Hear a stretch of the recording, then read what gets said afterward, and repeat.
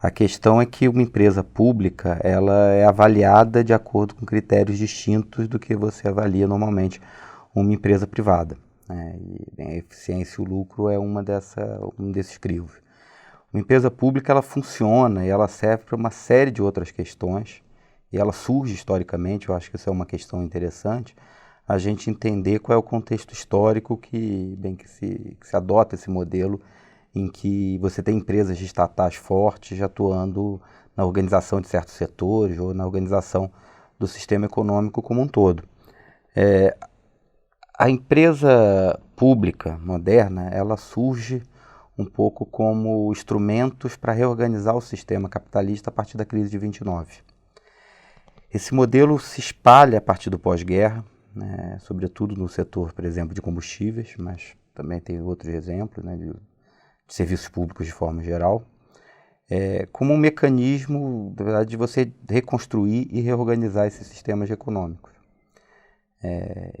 Então, portanto, a empresa pública, ela surge como um mecanismo de organização do sistema econômico, seja para a promoção de certos setores que são estratégicos do ponto de vista da inserção internacional de algum país, seja por conta da importância estratégica que um determinado insumo tem para o funcionamento da economia como um todo, como é tipicamente o caso de combustíveis, seja por conta da necessidade de você oferecer um certo serviço a uma tarifa mais justa para ele ser universalizado, ou seja, inclusive, para você universalizar ele de forma mais ampla, como é o caso, por exemplo, de saúde e educação, que também são atividades tipicamente estatais ou tipicamente estatizadas nesse marco de reconstrução do pós-guerra.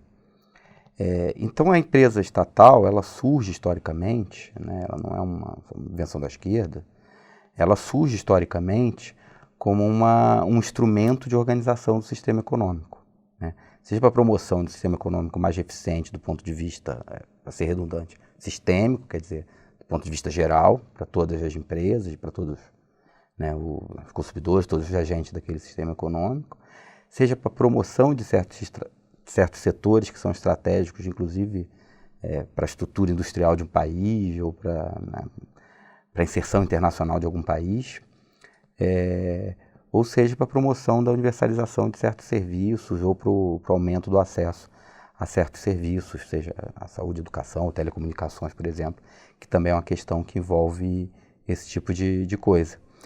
Então, a empresa pública, ela tem que ser avaliada de acordo com o interesse público que ela promove e ao que ela se presta em termos de promoção de uma determinada ação estratégica por conta do Estado. Em termos da eficiência disso, quer dizer, do sucesso dessa ação estratégica do Estado, da promoção de um certo setor por conta do Estado, ou da universalização de um certo serviço por parte do Estado, que a qualidade disso é que uma empresa pública tem que ser avaliada. Eu acho que essa que é a questão fundamental do debate entre a existência ou não de empresas estatais. Eu acho, como eu falei agora há pouco, eu acho do debate o que é estratégico, não só atual, como fundamental de ser feito hoje em dia. Vamos relembrar que se alimenta uma coisa estratégica, tem mecanismos públicos de organização desse setor.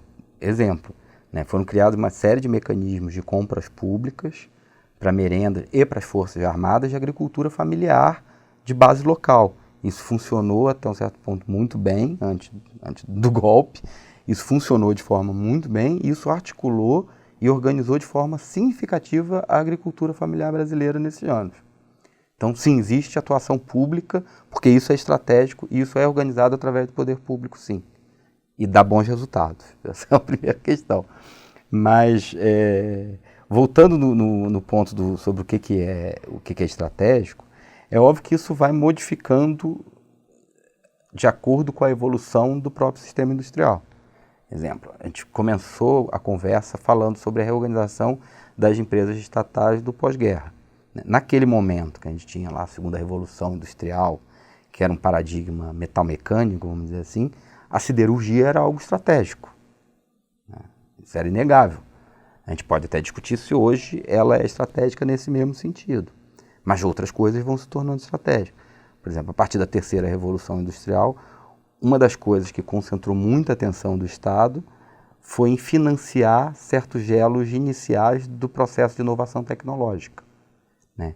E essas agências financiadoras e de organização da pesquisa básica se tornaram extremamente estratégicas do ponto de vista da promoção da evolução científica e tecnológica do setor industrial como um todo, né? Então, por exemplo, isso já mostra como as questões vão mudando. Quer dizer, o que vai se tornando estratégico muda e a forma de atuação do Estado do ponto de vista estratégico também vai mudando, né? Para além disso, alguns setores, por serem o que a gente chama de indutores tecnológicos, difusores de tecnologia, eles são, de certa forma, estratégicos do ponto de vista que o seu fomento, né, e a criação de um certo dinamismo tecnológico nele tem uma capacidade de transbordamento dessas tecnologias para diversos setores, né? O setor petroleiro é um caso, de certa forma ele tem uma capacidade grande de espalhamento dessas tecnologias para uma série de setores.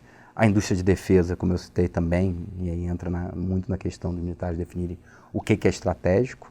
Quase todos os segmentos de defesa, como é um setor que é tecnologicamente intensivo, ele acaba sendo estratégico por conta de vista dos transbordamentos que ele possui em termos de tecnologia para outros setores. Mas a gente também pode considerar estratégico certos setores que são voltados ao atendimento de certas necessidades da população brasileira. Por exemplo, a questão da saúde, né? O complexo de saúde pode ser um setor extremamente estratégico, talvez não do ponto de vista da competição internacional, embora ele seja, mas ele pode ser extremamente estratégico do ponto de vista de que, bem, o fomento desse setor e a atuação estatal estratégica nesse setor pode garantir melhores condições de saúde para a população brasileira, podem garantir, por exemplo, um direcionamento de pesquisas para áreas que recebem pouca atenção do setor privado, como é o caso de doenças tropicais ou doenças que atingem populações de baixa renda. Então, a gente também tem que pensar no sentido que a gente está entendendo estratégico. Estratégico é apenas do ponto de vista da competição internacional? Quais são os setores com maior dinamismo do ponto de vista do comércio internacional para entrar?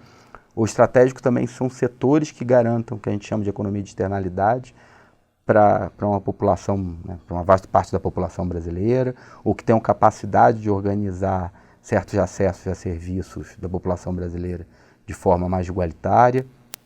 Então, a gente também tem que discutir um pouco o que a gente entende que vem a ser estratégico.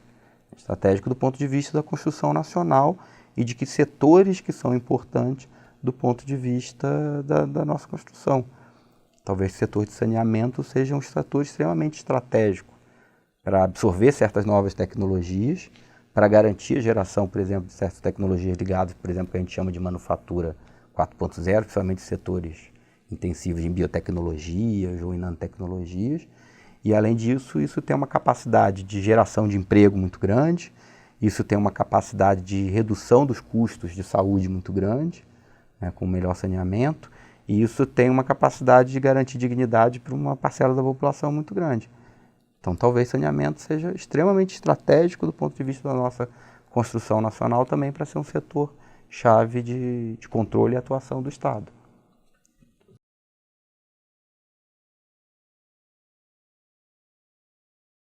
Geralmente, quando se critica as empresas estatais, principalmente no caso brasileiro, na história recente brasileira, acaba se dando uma ênfase muito grande à questão da interferência política sobre a empresa estatal. Quer dizer, a empresa estatal tem um problema que a empresa privada não teria, dentro dessa narrativa, que é a questão da interferência política. Mas qual é o problema? A questão é que esses setores, por terem essa série de especificidades que acabam se tornando setores concentrados, com empresas com alto poder de mercado, acaba gerando também uma necessidade de você impor uma certa regulação desses setores. E na hora do desenho do marco regulatório, da organização da institucionalidade regulatória desses setores, a criação dessa institucionalidade e a operacionalização dessa institucionalidade, ela também está sujeita à mesma estrutura política que a a empresa estatal vai estar. O que eu estou querendo chamar a atenção é o seguinte, é uma falsa ideia você achar que você foge da estrutura política de um país só porque você tornou aquele setor privado.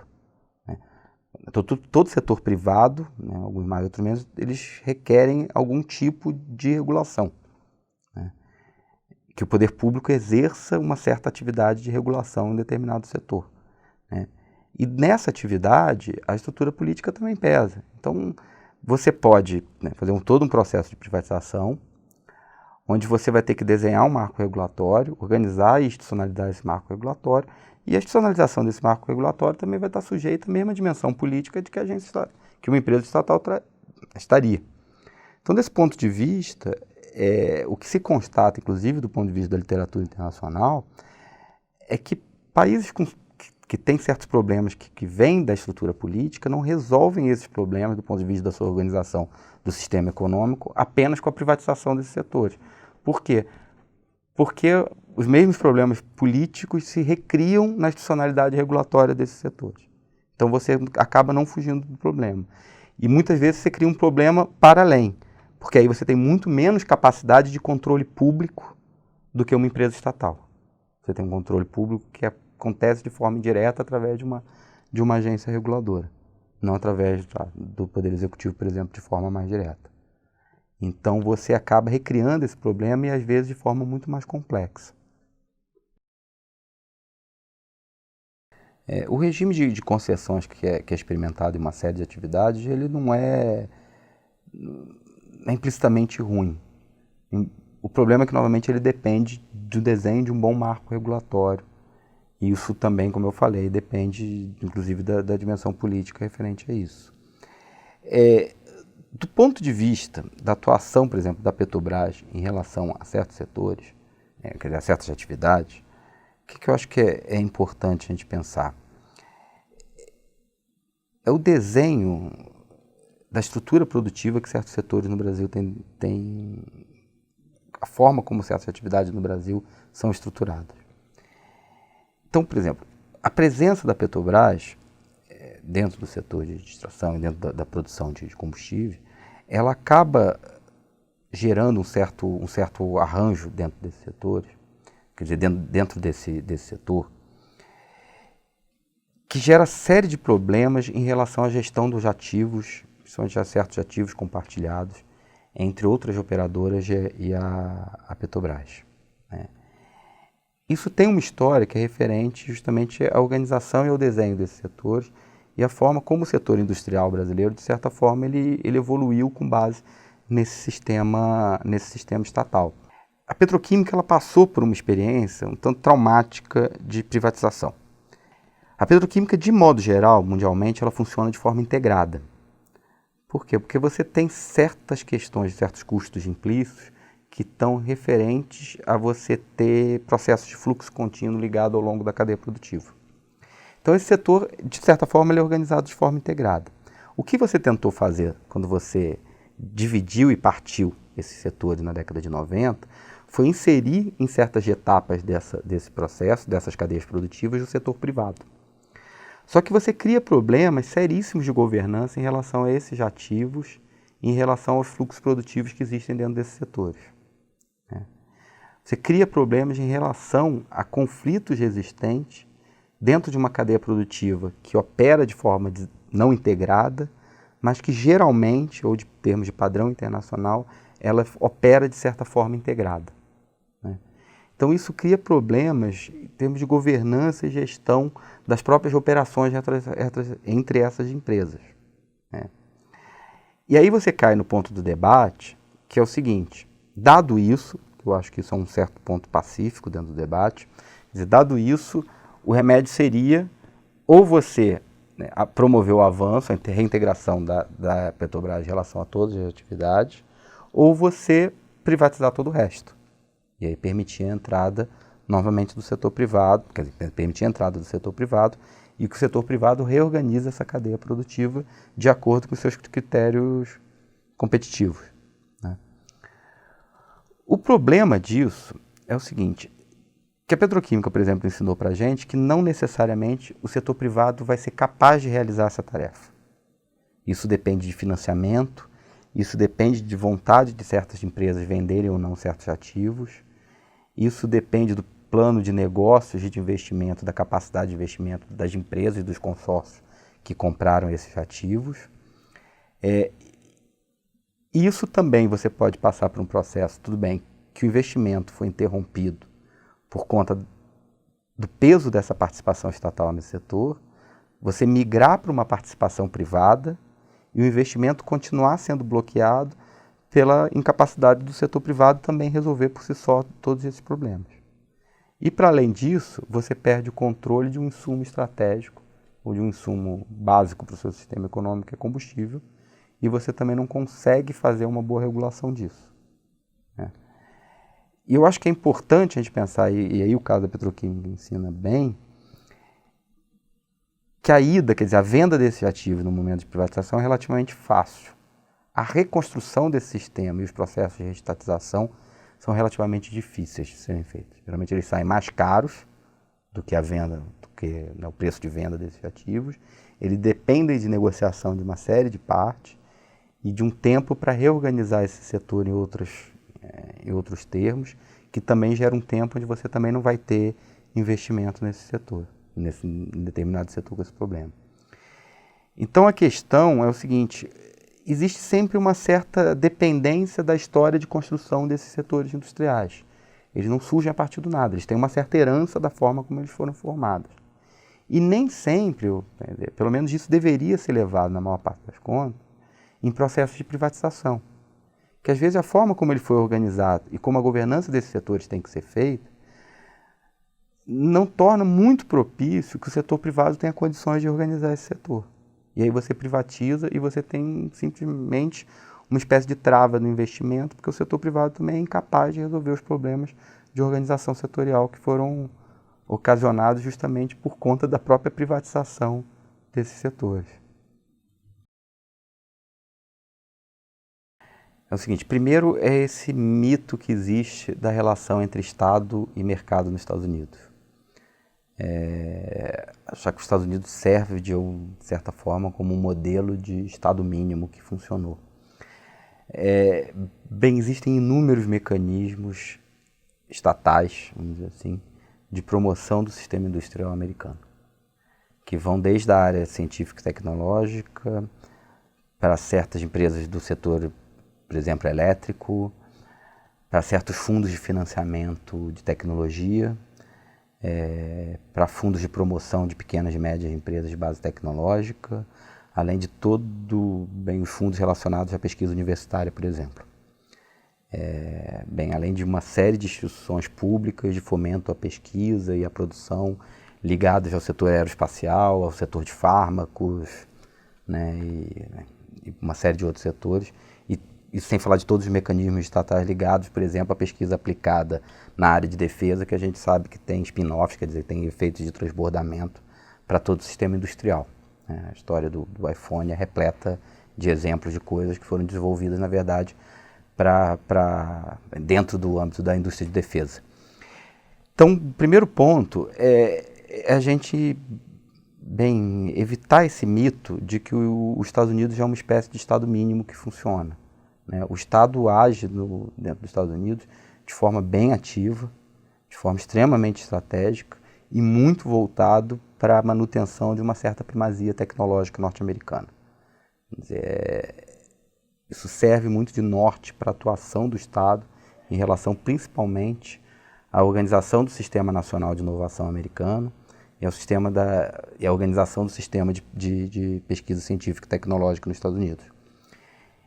Então a gente tem que pensar que tem muita empresa estatal, fundos financeiros estatais e outros mecanismos estatais que coordenam, organizam e promovem a competitividade norte-americana. Acho que esse é um primeiro ponto interessante. O segundo, que aí vem da China, mas não só da China, vamos pensar isso de uma forma mais ampla, é o sistema econômico mundial que está se formando nesses últimos anos. Que eu acho que essa que é uma questão fundamental para a gente fugir um pouco do debate, vamos dizer assim, ideológico, né?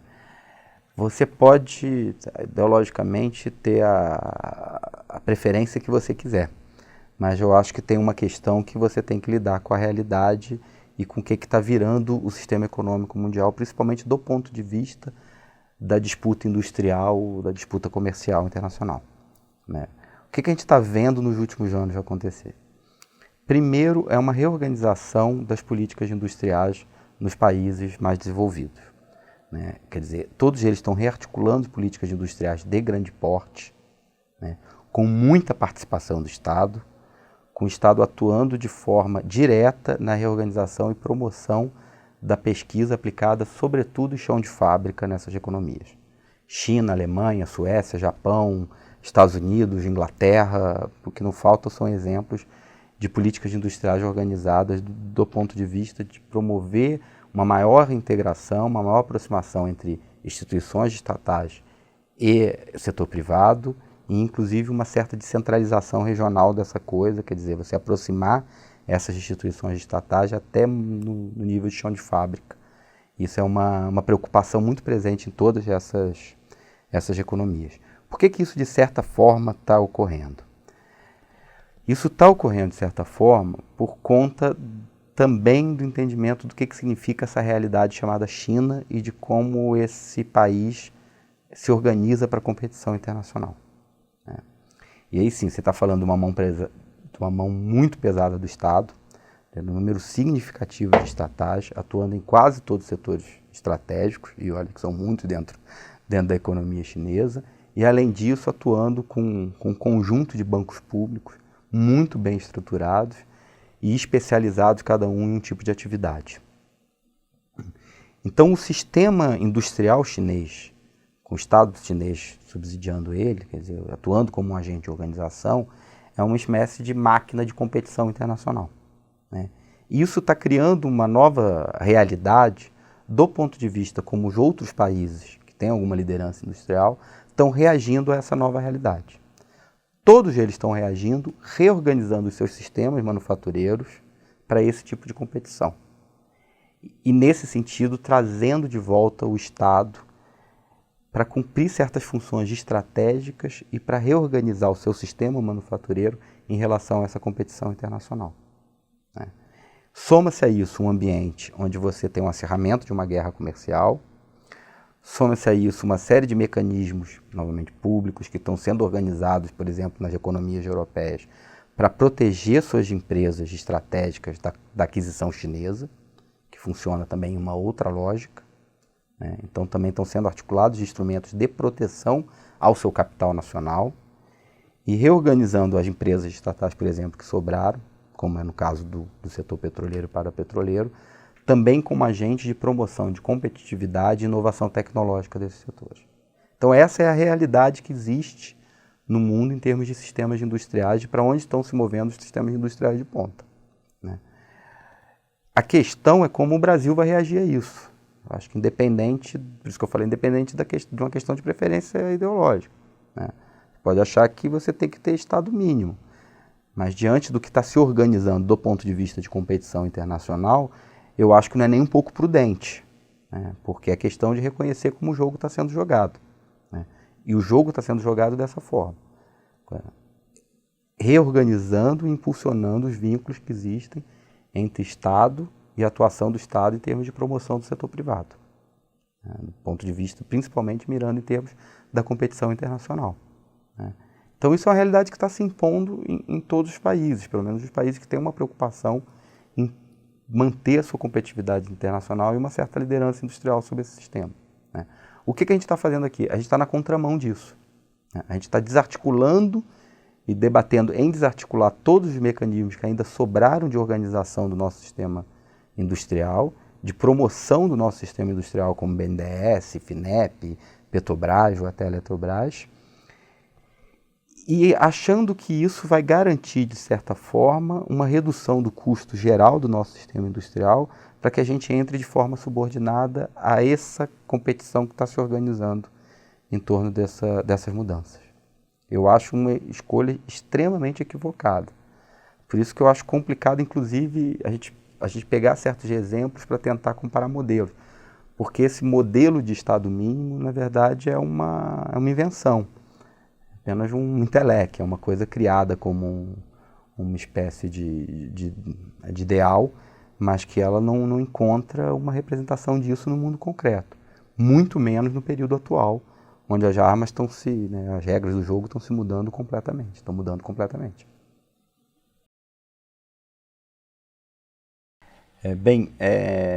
Isso vai muito a reboque de uma série de estudos que foram publicados recentemente sobre uma espécie de onda de reestatização ocorrida na Europa, sobretudo na Inglaterra. Isso virou notícia na BBC, na verdade contabilizou em cima desse estudo feito pelo Instituto Transnacional, se eu não me engano, e que enumerava, se eu não me engano, 267 casos de reestatização no Reino Unido, se não me falha a memória. O que eu acho interessante é como, de certa forma, foi organizado esse estudo e dos elementos básicos que ele fornece para a gente entender um pouco melhor essa questão entre o público e o privado e a gente entender um pouco melhor por que o Estado volta, ou qual é a questão mais complicada desses processos, vamos dizer assim, de privatização. O primeiro ponto desse estudo que eu acho que é interessante, eu até comentei agora há pouco, é essa constatação de que é fácil ir, é barato, relativamente barato e fácil vender, organizar o processo de venda, mas é relativamente caro, difícil, gera uma série de incertezas institucionais, problemas jurídicos, você tem que fazer a volta. Então a primeira lição desses estudos de reestatização que eles trazem para a gente é que a venda tem que ser muito bem pensada, né? Porque a volta é difícil. Então ela tem que ser pensada com calma, com pouco viés ideológico e objetivamente no que aquela empresa traz para o país, para o Brasil, o que significa não ter ela, o que significa ter problema numa determinada empresa privatizada. E aí tem um segundo ponto que é importante também em termos do consenso que foi gerado em relação a esses estudos. Quer dizer, geralmente é traumático você privatizar certas atividades em que a sua interrupção seja extremamente custosa ou prejudicial para a sociedade como um todo. A água talvez seja, é um bem público garantido, mas a interrupção ou mau fornecimento desse serviço tem custos altíssimos para a sociedade como um todo. Eu gosto também de colocar um pouco essa questão dessa ideia, por exemplo, completamente despropositada do governo em vender a Casa da Moeda, em privatizar a Casa da Moeda. A Casa da Moeda Eficiente, ela é uma exportadora de serviço e know-how técnico. Ela é uma das empresas, vamos dizer assim, públicas do Brasil que funcionam em termos de eficiência e de boa capacitação técnica do ponto de vista internacional. Ela, inclusive, imprime moedas de outros países. Então, ela é uma empresa eficiente, ela é uma empresa que custa pouco, né? Ela é uma empresa que custa pouco, quer dizer, a venda dela não proporcionará muito em termos de ganho fiscal, quer dizer, seria irrelevante do ponto de vista do impacto em finanças públicas. Agora, você ter um problema da gestão da impressão do seu dinheiro, da sua moeda dentro daquele país, ou da interrupção desse processo, ou de qualquer problema que ocorrer naquilo, extremamente grave. Então, esse também é um dos exemplos onde o estudo é muito bem categórico de que, olha, não tem muito porquê você privatizar esse tipo de coisa. Um terceiro ponto que é interessante, que também a gente já comentou ao longo da conversa, é entender que tem certos setores que, por conta da sua escala de operação, por conta do tipo de serviço e de certas características desse serviço, onde as empresas geralmente tendem a adquirir um poder de mercado muito grande, que ele ser simplesmente privado geralmente gera práticas abusivas de preço. Isso é uma outra constatação importante desses estudos. Quer dizer, mesmo em países onde a estrutura política funciona de forma muito mais ordenada, onde tem marcos institucionais muito mais fortes, muito mais firmes do que o caso brasileiro, onde inclusive os instrumentos de regulação foram mais bem desenhados do que no caso brasileiro, você constatou que é muito difícil, por conta do poder de mercado adquirido dessas empresas, o governo conseguir restringir práticas abusivas de preço. Então esse é um terceiro ponto importante desses processos de reestatização, que geram, de certa forma, uma espécie de síntese, minimamente, do que é um bom guia para se pensar essa ideia de privatizar ou de sair vendendo todos os ativos públicos, né? O primeiro dele é a questão de como vai ser a continuidade desse serviço, o quanto a descontinuidade desse serviço pode afetar, né? Um segundo ponto é relacionado à prática tarifária daquele setor, de como você organiza isso. Isso também é uma questão importante. E por conta disso também é importante a gente pensar, né, em termos das características de operação e escala das empresas que vão ser privatizadas. Quer dizer, da capacidade do setor público vender um determinado ativo que depois de um tempo vai se tornar uma empresa extremamente grande e extremamente difícil de ser regulada pelo setor público. Esse foi um outro ensinamento importante presente nesses casos estudados. Então, acho que isso já joga assim, um certo manual prático de como você já pondera essa história elimina o estado da economia de uma forma um pouco mais realista, né? Quer dizer, você já tem uma história prévia, contada e classificada de típicos problemas relacionados a processos de privatização e que são recorrentes do ponto de vista internacional. Então, isso pelo menos tem que ser levado em conta em qualquer processo que você queira vender ativos estatais. Historicamente, o nosso setor privado foi se criando de forma um tanto avessa a risco. E tem uma série de fatores que favorecem isso, como, por exemplo, alta lucratividade garantida em certas áreas de negócio, alta lucratividade até certo ponto, até certo momento atrás garantida, inclusive pelos títulos públicos, uma série de instrumentos financeiros que permitem, inclusive, que o setor privado só se sinta à vontade de investir quando você tem uma lucratividade relativamente alta. Mas também tem uma parte que não é típica do caso brasileiro. Assim, de modo geral, mundo afora, infraestrutura não é uma coisa que financia-se apenas com o setor privado, né? Mesmo no projeto de infraestrutura norte-americano mais recente, onde você tentou criar mecanismos financeiros que atraíssem o setor privado, isso foi muito pouco exitoso, né? De modo geral, onde estão sendo feitas, vou pegar a China, onde estão concentrando, inclusive as grandes obras de infraestrutura no momento, mas não só lá como na Europa, o que rege esse financiamento em infraestrutura é o setor público, né? Seja a partir da participação direta dos bancos públicos, seja a partir da participação dos bancos de fundos públicos na organização de convênios, de pools de outros fundos financeiros, seja, de certa forma, quando o Estado atua fazendo empréstimo ponte, quer dizer, a parte inicial do financiamento desses grandes projetos, né? Então, achar também que, o setor privado brasileiro ele é avesso a risco, e é só por isso que entra o setor público no Brasil, e por isso é uma especificidade do caso brasileiro, também não é, vamos dizer assim, completamente verdade, né? De modo geral, o Estado atua mundo afora, nas mais diversas economias, como uma parte importante do financiamento em infraestrutura, né? Novamente, voltando um pouco no contexto internacional que está se organizando aí a partir da China, os bancos públicos são um elemento que, dentro desse contexto, voltaram a ter uma importância muito grande, né? Por serem financiadores preferenciais de obras de infraestrutura, por uma série de questões relativas ao risco dessas obras, ao prazo de duração dessas obras, a própria engenharia financeira necessária para certas obras, que tornam o setor público minimamente como organizador dessas atividades de financiamento um elemento importante, mas também os bancos públicos voltaram a ser elementos importantes no financiamento da plataforma exportadora da inserção internacional do setor privado dessas economias.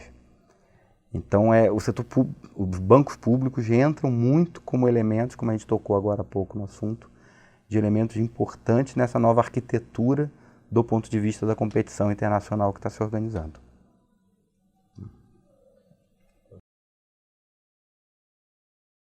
As teles são campeões de reclamação, elas oferecem um serviço caro em relação a padrões internacionais, elas têm problemas de eficiência, de fornecimento, de regularidade da banda terrível. Então você tem sérios problemas, inclusive no caso que é ilustrativo do que deu certo. Mas eu acho que é interessante a gente entender um pouco o exemplo que as teles trazem para a gente, do ponto de vista que talvez a questão fundamental para a gente entender esse problema da privatização, da estatização, seja um ambiente regulatório também que esses setores estejam inseridos. Quer dizer, a organização das telecomunicações, como foi feito no Brasil, né, e com a posterior criação da Anatel, você tem um setor privado, mas que é submetido a um marco regulatório extremamente frágil. E que encontra sérios problemas em termos de regular tanto o fornecimento do serviço quanto a prática tarifária daquele setor. Esse é o típico exemplo, na verdade, quando se recorre à literatura internacional, do principal fato gerador de casos de reestatização. Nenhuma questão de que se o setor privado é mais eficiente ou teve condição de realizar um certo ciclo de investimento relacionado à atualização tecnológica daquele setor. Mas também traz uma certa questão de que você pode ter uma situação como essa, mas que simplesmente o Estado não consegue ter mecanismos de garantir os instrumentos de regulação tarifária e de fornecimento de serviço daquele setor. Como são setores, né, e por conta disso eles passaram justamente por essas estatizações prévias, que geralmente são setores intensivos em escala, que apresentam alto grau de concentração industrial, ou seja, geralmente são setores de poucas empresas, que formam tipicamente oligopólios. Essas empresas também adquirem muito poder de mercado, o que cria uma estrutura industrial, né, cria uma estrutura setorial, que é muito difícil de ser regulada também pelo setor público. Então, ok, mesmo que você tenha um ganho de eficiência, de absorção tecnológica para um certo setor, no caso de setores como a telecomunicações, que são setores que tendem a esse processo de oligopolização, né, tendem a se tornarem muito concentrados, porque tem uma série de economias relacionadas já ao crescimento dessas empresas, o que você presencia em termos da literatura internacional é que as agências reguladoras geralmente elas têm muito pouca capacidade também de impor regulação nesses setores, por conta do tamanho e do próprio poder de mercado que essas empresas vão adquirindo ao longo do tempo.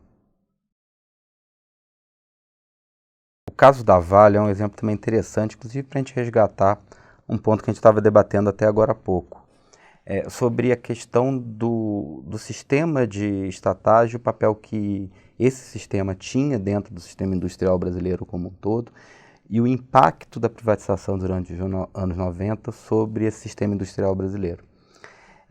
Eu vou pegar esse exemplo da Vale, mas ele é muito parecido também com outros setores, como por exemplo a petroquímica. O sistema Siderbras, né, quer dizer, a forma como se organizava o sistema siderúrgico brasileiro, ele funcionava com algumas plantas, que eram empresas quase monoprodutoras, funcionando de forma isolada, que elas tinham, de certa forma, uma baixa escala competitiva para padrões internacionais, mas que elas recuperavam uma certa competitividade a partir de uma organização centralizada que a própria empresa estatal dava nesse setor. Quer dizer, ela organizava esse setor, que eram compostos às vezes de empresas de menor porte ou de porte relativamente pequeno para padrão internacional, mas isso funcionava a partir de uma série de organização e de cooperação com esse sistema de estatais. Quando você privatiza esse sistema através de leilões de empresas isoladas, você destrói justamente o elo que garantia uma certa coesão e uma certa eficiência desse setor. Isso foi muito presente, por exemplo, no setor elétrico, também foi muito presente essa questão no setor petroquímico. Essas empresas isoladas, funcionando fora desse contexto, quer dizer, fora desse sistema de organização, de governança do sistema industrial, do sistema siderúrgico particularmente, o que acontecia? Elas se tornavam imediatamente empresas não eficientes ou pouco eficientes, operando de forma isolada.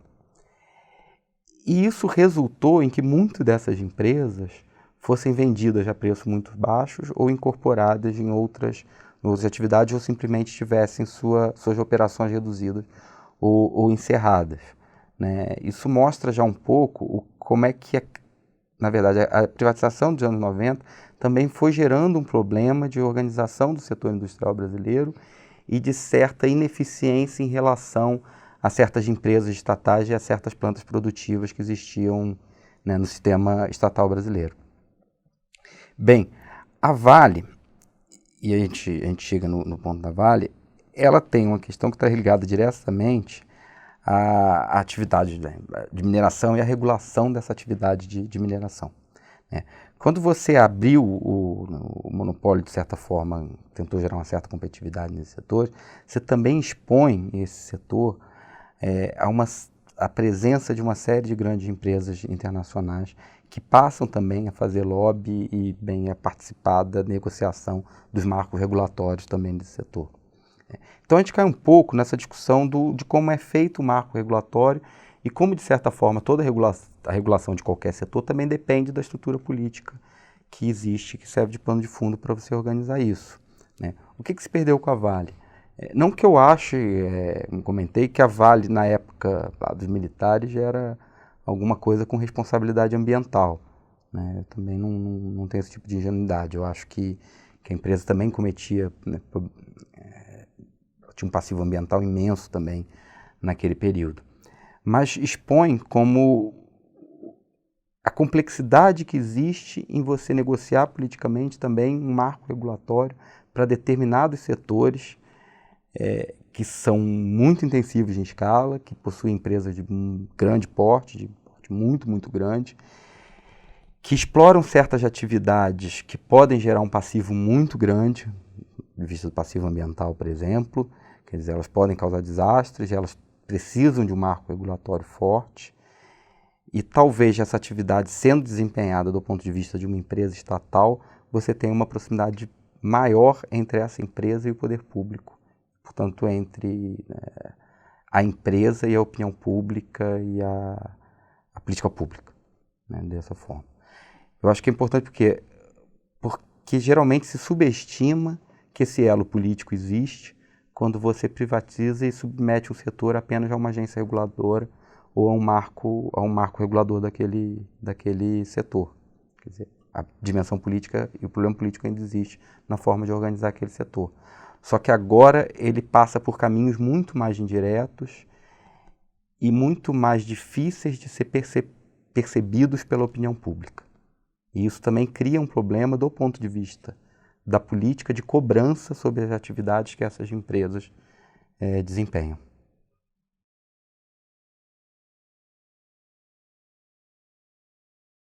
Primeiro vamos lembrar assim, a Petrobras ela fez alguns ensaios em termos de se tornar uma empresa energética no sentido mais amplo, principalmente aí durante os anos 2000.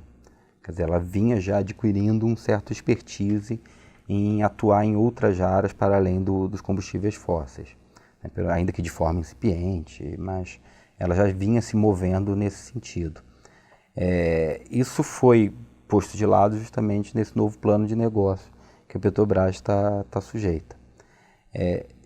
De modo geral, o que você tem visto no panorama internacional é que essas empresas energéticas integradas, inclusive as petroleiras, elas também, por conta do seu posicionamento de mercado e de uma certa expertise nas áreas de engenharia acumulada, elas também estão capitaneando esse processo.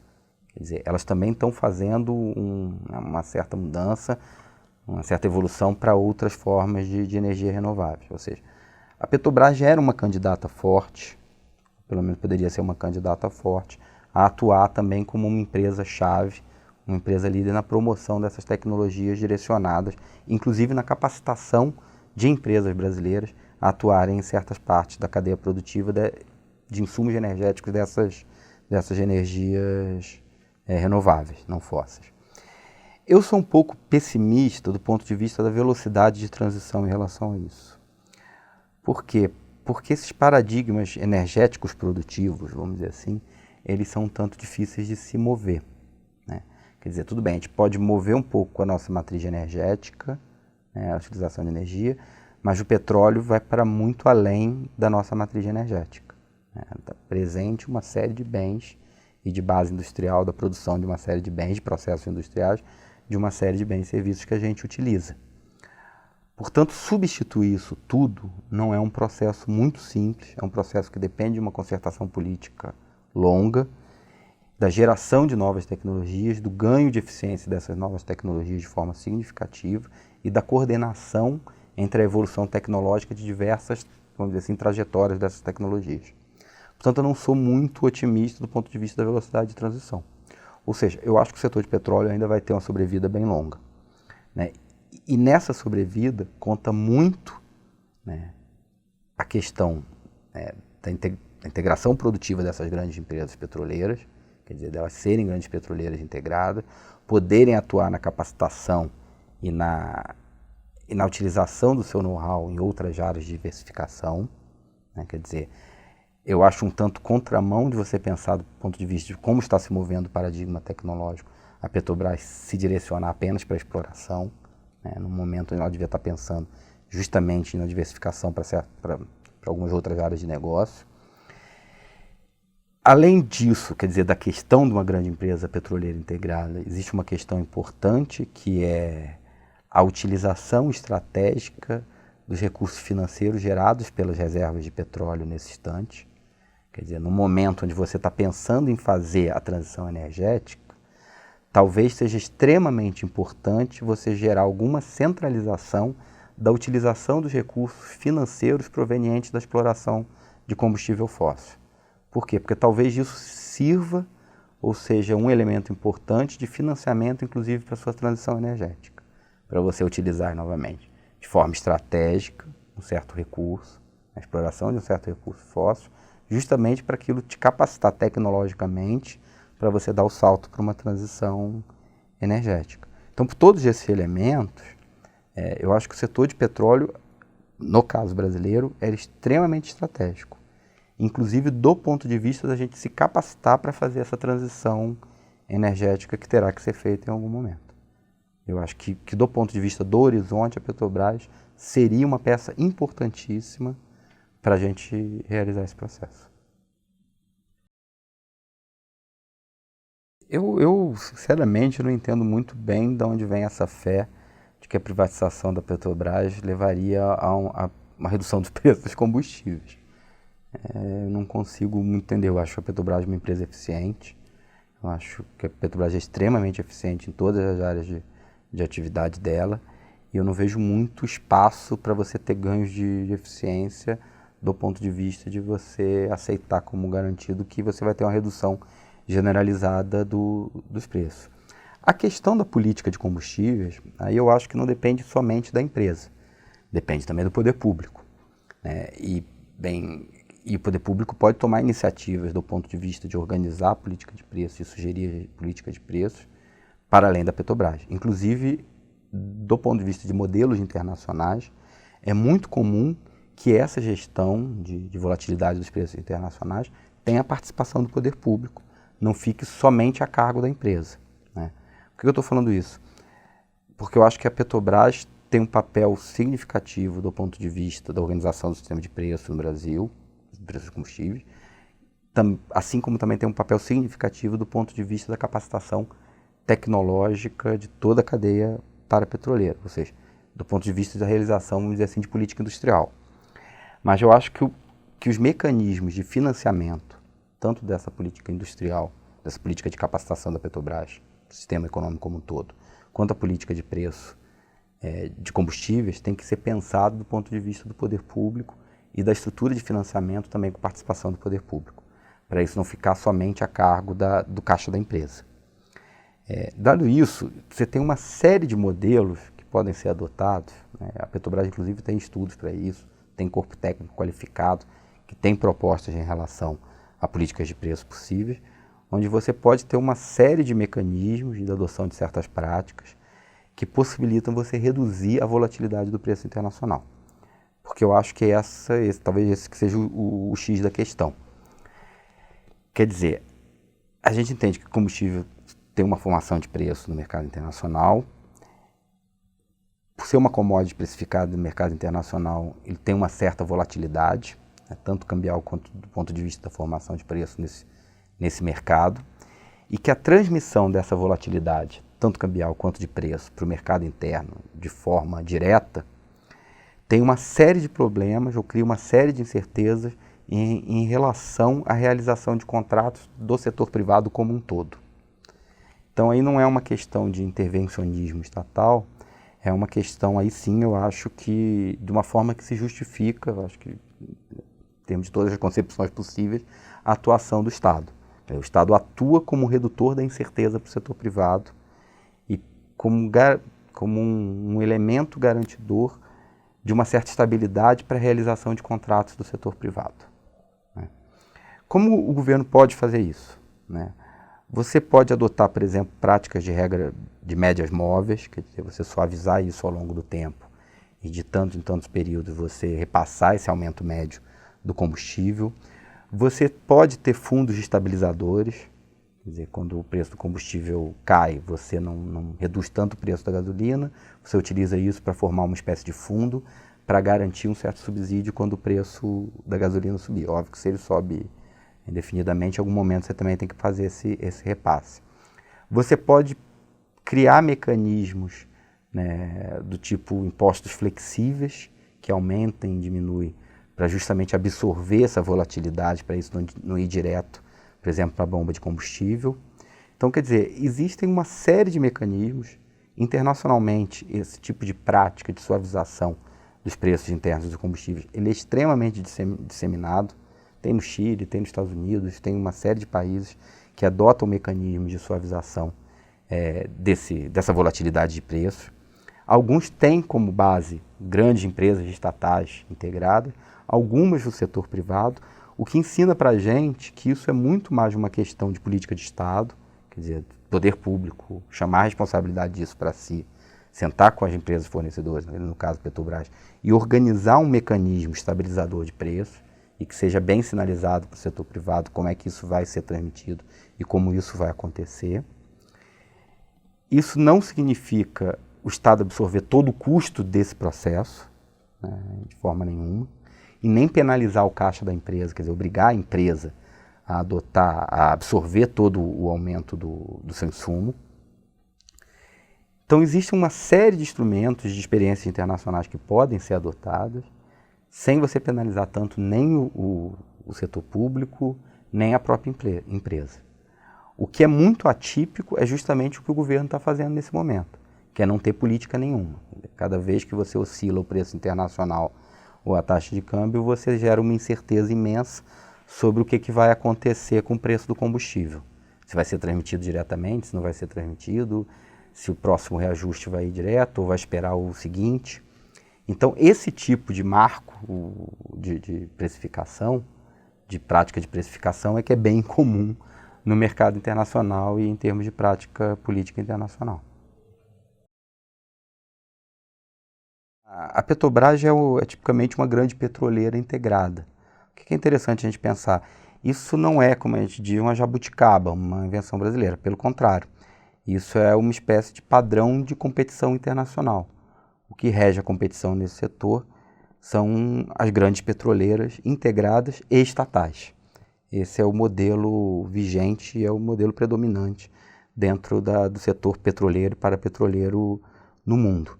Por quê? Porque primeiro entende que existe uma série de sinergias entre todas essas atividades. Quer dizer, existe um certo compartilhamento de know-how, existe um certo compartilhamento de ativos, quer dizer, que são ativos que são compartilhados entre essas diversas atividades, que acabam gerando uma certa competitividade para empresas já estabelecidas em outros elos da cadeia se verticalizarem em termos das suas atividades. Esse é um caso específico da Petrobras. Eu acho que é importante isso por conta de como você atuar em todos esses segmentos também permite você organizar esse setor, quer dizer, setor de combustíveis no Brasil, desde a exploração até o varejo. Isso é importante do ponto de vista da organização desse sistema econômico. A gente viu com a greve dos caminhoneiros, a gente viu com a volatilidade que o preço do combustível adquiriu aí durante esse ano, como é que isso é importante e a organização e a gestão disso é importante para o sistema econômico como um todo. A solução Braskem, que antes foi tentada ser organizada a partir da Quator, não sei se vocês lembram, que seria uma espécie de holding das petroquímicas brasileiras. Quer dizer, na época tinha Ipiranga, a Suzano, a Ultra ainda estava querendo entrar mais pesado no setor petroquímico. A Petrobras tinha voltado ainda de forma incipiente, um tanto pela própria lucratividade que ela estava tendo no mundo do petróleo, você sobra a caixa, tem que fazer alguma coisa. E esse Ipiranga, Suzano e Odebrecht. Foi único e exclusivamente, primeiro porque você não tinha interesse do setor internacional, por conta de que, bem, o polo de produção mundial estava se movendo para a China, e pertinho da China você tem o Oriente Médio oferecendo nafta a preço de banana. Então ninguém tinha interesse no final da década de 90, começo dos anos 2000, em comprar ativo da petroquímica brasileira. Dois que você tinha, por conta desse arranjo, quer dizer, você tinha um monopolista do insumo básico, que era a Petrobras, e um monte de empresa funcionando de forma semi-integrada, que também não era a forma como, naquela época, pelo menos, grandes empresas do setor operavam internacionalmente. Então você não tinha interesse nenhum, nenhum do capital estrangeiro. E aí você também não teve como organizar isso no setor mais integrado, de grande escala, em relação a quem ficou. E aí aquele setor ficou 10 anos sem ter investimento, sem acontecer nada com a petroquímica brasileira, sem se organizar minimamente nem a modernização das plantas produtivas. E com isso foi se organizando a partir da solução da Petrobras. Sentar lá e falar, não, gente, vamos reorganizar essa coisa aqui, senão isso não anda. Então, geralmente, a presença estatal, principalmente no caso de periférico como é o Brasil, ela é muito mais existente por uma incapacidade do setor privado em organizar e prover funções que são imprescindíveis para a própria organização do sistema econômico como um todo, do que da intenção do Estado em realmente entrar de forma ativa naquele setor. O Estado entra muito mais de forma subordinada a uma necessidade do setor privado e de uma incapacidade do setor privado tem em organizar certas atividades produtivas no Brasil. É isso que acaba demandando a entrada do Estado na economia. Não o contrário. Quer dizer, o Estado tendo uma espécie de norte organizador, uma certa vontade política de promover uma estatização, e por conta disso ele entrando na economia brasileira. É o contrário, é uma fragilidade do capital periférico brasileiro. E aí nessa infragilidade ele recorre ao Estado para organizar suas atividades, não é? No caso da Eletrobras, eu acho que também é um caso interessante se a gente pensar que a organização e o desenvolvimento do setor elétrico brasileiro, ele foi pensado em termos da sua elaboração, da sua concepção como um setor unificado, como um setor integrado. E tendo a Eletrobras como uma grande gestora de um sistema bem amplo de operadoras estaduais e muito baseado na matriz hidrelétrica, com todas as suas especificidades. Então, é um setor que foi concebido e desenhado no Brasil para funcionar, de certa forma, integrado e a partir de uma certa institucionalidade de gestão central desse setor. Isso foi reorganizado durante a privatização e essa institucionalidade de gestão desse sistema elétrico foi refeita em outros moldes. Quando você continua fatiando a Eletrobras, você também, de certa forma, está avançando nesse mesmo processo que você começou lá na década de 90.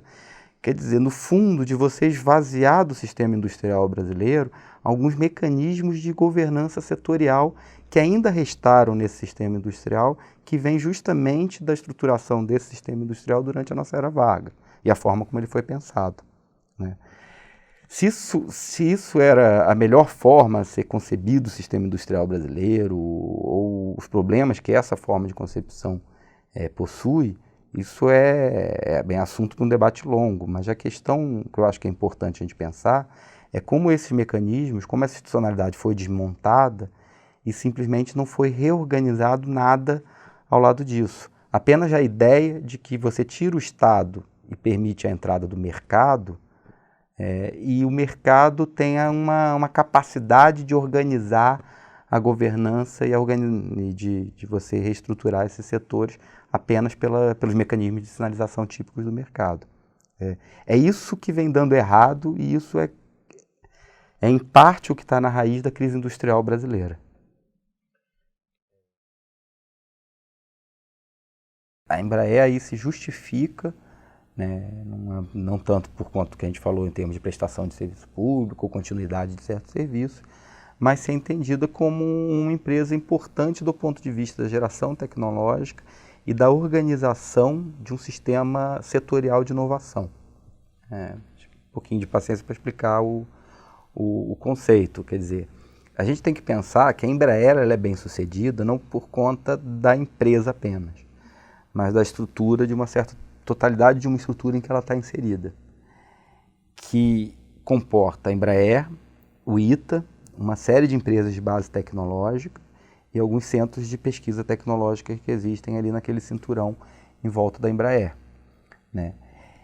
Então, o que a Embraer é importante? Porque ela atua como um mecanismo importante do ponto de vista da organização e de um elemento de coesão desse sistema setorial de produção de ciência e tecnologia, né? Entendendo que esse setor é competitivo, ele produz um saldo comercial importante para o Brasil e ele tem transbordamentos tecnológicos para diversos setores. O mais óbvio dele é que existe entre, por exemplo, a aviação civil e a aviação militar, a aviação de defesa. Além disso, ela atua, né, nesses setores, desenvolvendo e capacitando tecnologicamente uma série de empresas fornecedoras de insumos para a aviação, para o setor aeroespacial, que acabam adquirindo expertise e capacidade, competitividade a partir dos elos de cooperação que existem entre Embraer, mais ITA, mais o sistema de inovação que existe no entorno, né? Isso traz para a gente um ponto da Embraer que é importante, mas que também, né, de certa forma, também é um elemento presente na Petrobras, que é uma outra função extremamente importante do ponto de vista do desenvolvimento econômico que as empresas estatais tiveram. Elas são elementos de absorção de processos de transferência internacional de tecnologia, né? Ou seja, como é que a Embraer surge, como é que ela é estruturada? É a partir da ideia de que é importante do ponto de vista de soberania de um país deter o conhecimento aeroespacial, né? Então, esse é um primeiro ponto. O segundo ponto é como é que a gente vai absorver essa tecnologia. Isso está presente no caso Embraer, mas isso está presente em diversas atividades da indústria de defesa, por exemplo. Quer dizer, essa questão estava presente, por exemplo, quando a gente foi comprar os jatos ali com a Embraer envolvida, mas também estava presente, por exemplo, no caso dos submarinos nucleares com a Odebrecht. Quer dizer, você parte de uma decisão política, a gente precisa de uma determinada tecnologia e ela é estratégica para a gente, seja do ponto de vista da sustentabilidade do nosso sistema econômico, ou seja do ponto de vista da soberania de um determinado país, né? A partir dessa constatação, a segunda constatação é a seguinte: como é que a gente vai absorver essa tecnologia? Ela é uma tecnologia-chave, a gente tem que aprender a fazer ela, ou seja, nos primeiros momentos onde a gente vai estar absorvendo ela, a gente vai produzir ela e reproduzir ela de forma ineficiente, a gente vai precisar ganhar aprendizado nisso, né? Mas ela tem efeitos muito importantes do ponto de vista do domínio dessa tecnologia e o efeito que isso tem do ponto de vista da capacitação tecnológica de uma série de empresas para uma série de outras tecnologias correlatas a ela, né? Então, isso dá para a gente, na verdade, uma outra função importante que a empresa estatal teve do ponto de vista do desenvolvimento econômico de diversas indústrias ao longo do século XX, né? É você utilizar a empresa estatal como um instrumento com maior poder de barganha do que o seu setor privado para negociar internacionalmente, né, uma determinada concessão tecnológica e para você aproveitar essa determinada concessão, esse determinado licenciamento tecnológico para dar o maior possível, para fazer a utilização disso da forma mais intensa possível, para promover o máximo possível de transbordamentos tecnológicos disso e da irradiação dessa tecnologia para o máximo possível de empresas dentro do seu conjunto industrial. Isso foi um elemento importantíssimo desempenhado pelas empresas estatais ao longo do desenvolvimento industrial do século XX em quase todos os países. né, em uma série de tecnologias-chave, sobretudo na indústria de defesa, mas existem outros exemplos, né, por exemplo, a aviação civil é um caso desse, onde as empresas estatais são utilizadas justamente como elementos para forçar a transferência dessa tecnologia e tirar o maior proveito possível dessas tecnologias que estão sendo negociadas. Né? Utilizar justamente o Estado, né, as instituições públicas, como um elemento estratégico para atuar nesse processo de negociação internacional de tecnologia. É uma pena que a gente está justamente perdendo esse elo e também deixando uma série de incertezas referentes a, por exemplo, os processos de transbordamento que tem entre áreas de negócio da Embraer. Como eu falei, assim, é muito difícil, por exemplo, no setor de aviação, entender onde é que começa a tecnologia militar e onde começa a tecnologia civil, né? Porque são coisas extremamente interligadas. Se você está perdendo um elo disso, não tem como você não achar que não vai comprometer os outros também.